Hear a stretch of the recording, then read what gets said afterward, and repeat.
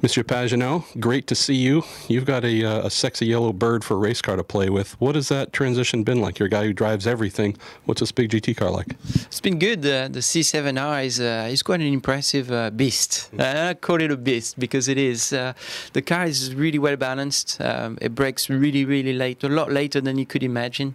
And there's a lot of technology on board which helps the driving with traction control. That's really advanced. But the thing that really stands out to me is that rear view camera. It's such a cool piece of electronics and technology, which I hope and I'm sure it will be on the road car in the future to prevent collisions or anything like that. So it basically tells me if a car is catching me, at what rate of speed it's catching me, and which side is going to go. Is it going to go left or right? And I can adjust to that.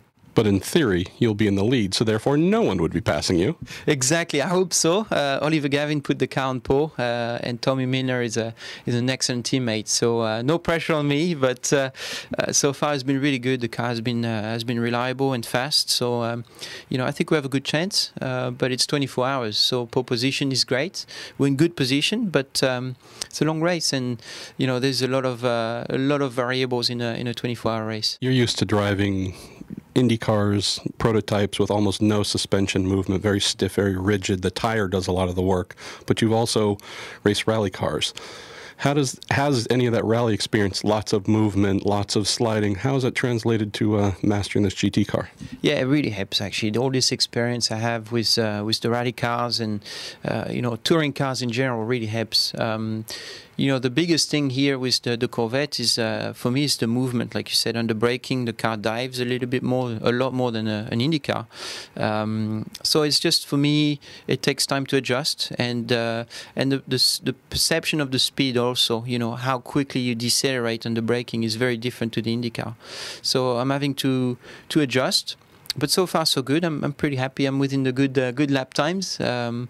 But I always look for more. So it's just going to be the more laps, the more I will get used to it, and the quicker I'll be able to go comfortably. How often do you find yourself reaching for the handbrake to help in the corners? No, not really. The Corvette turns really well. It's impressive. It's a car of this size. You wouldn't imagine how agile it is and how quickly it turns in the mid corner. It's actually very nice. And I got to say, the Michelin tires work really well on that car. And last night I found a way to make more speed mid corner. So it's actually it's fun to get to do something else, and it opens up your mind as a driver. Last question I have for you. So you're here racing. Your season is starting 24 Hours of Daytona in January. You're now part of a 4-car IndyCar team. There's one member from that team here. What are those other lazy bastards doing? Where's Power and Montoya and Elio? Those guys just sleeping? What are they doing? Well, Elio is really busy with a lot of PR commitments and partners commitments, so he's traveling all the time. Poor Elio. But it's part of our job. Elio is, he's been around for a long time, so he's very popular. That's just a way of saying he's old, but okay. I didn't say that, but he's really popular and does a lot of these commitments. Will with the championship is also very busy, and Juan Pablo, everybody knows who he is, so they're having a lot of commitments and testing commitments as well, different than I may have. So for me, the schedule was perfect, and it worked out good here.